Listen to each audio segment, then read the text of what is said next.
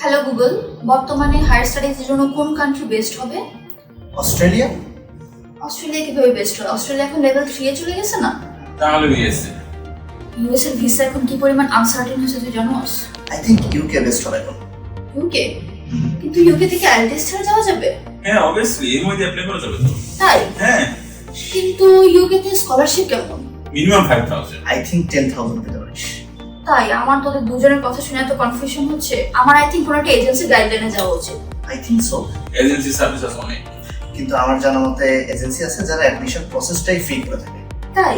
হ্যাঁ, সিরিয়াসলি? আমি তাহলে গুগলে সার্চ করে দেখি। মনে করে দেখ। আপনি কি ইউকেতে পড়াশোনার স্বপ্ন দেখছেন?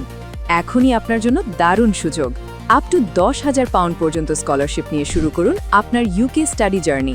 ইউনিভার্সিটি সিলেকশন, স্কলারশিপ প্রসেসিং এবং ভিসা গাইডেন্স সবকিছুই সম্পূর্ণ ফ্রি।